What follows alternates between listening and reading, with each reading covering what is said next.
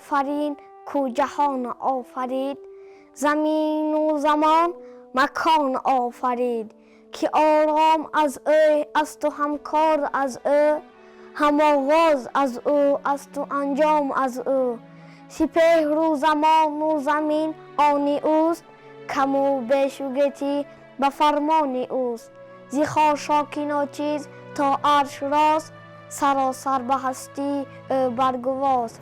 جز او را مخوان کردار جهان، شناسنده آشکار و نهان.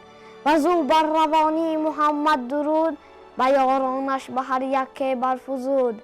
سری انجمن بود ز یاران علی، که خواندمش پیامبر علی ای ولی.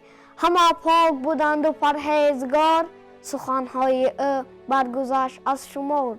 کنون بر سخنها فزایش کنیم، جهان آفرین را ستایش کنیم. ستایم تاج شاهنشاه را، که بختش درخشان کند ماه را. جهانداری با بخشش و فروداد، زمانه به فرمان او گشته شد. خردمندی دانا و چیره سخن، جوان او به سال و به دانش کهن. جهانداری با بخشش و فروداد، که از تاج دارد ز یزدان سپاس. همه مشتری تابد از فر او، بنازم در سایه پر او. شهنشاه محمودی بخشنده زر، فلک ناوریده چون او تاجور.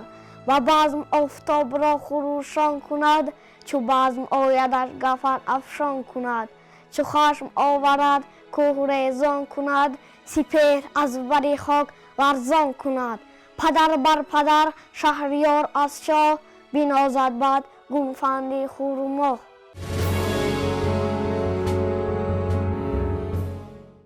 کهن گشته این نامه باستان، ز گفتار و کردار آن راستان. همین نامه نو کنم ز نشان، کجا یادگار است از آن سرکشان.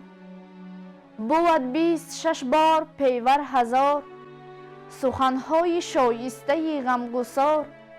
نبیند کسی نامه پارسی، نوشته به ابیات 100 بارسی.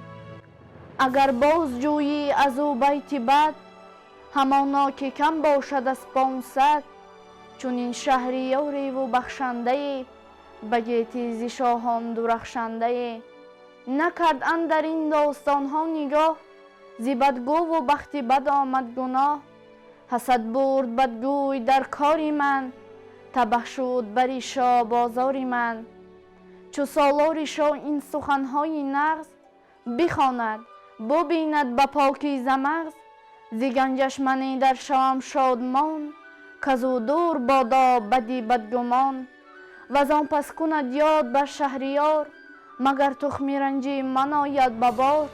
که جاوید باد افسر و تخت او، ز خورشید تابنده تر بخت او. چنین گفت داننده دهقان پیر، که دانش بود مرد را دستگیر. غم و شادمانی بباید کشید، ز هر تلخ و شوری بباید چشید. جوانانی دارنده و با گهر، نگیرند به آزمایش هنر. چو پرویز ناپاک بود و جوان، پدر زنده و پرچون پهلوان. ورا بر زمین دوست شیرین بودی، بروبر چو روشن جهان بین بودی. پسندش نبودی جز او در جهان، ز خوبان و از دختران میهان. بدانگه که شد بر جهان شهریار، ز شیرین جدا بود یک روزگار. به گردی جهان بر بی آرام بود، که کارش همه رزم بهرام بود. چو خسرو بپرداخت چنده به مهر، شب و روز گریان بودی خوب چهر. چنین شد که یک روز پرویز شاه، همه آرزو کرد نخچیرگاه. بیاراست بسان شهنشاهان، که بودند از او پیشتر در جهان. به گردی جهان بر بی آرام بود، که کارش همه رزم بهرام بود. به بالای 300 به زرین ستام، ببردند با خسرو نیکنام. 1160 خسرو پرست، پیاده همه رفت ژوپین به دست. 1040 چوب و شمشیر داشت، که دی با زبر و زره داشت.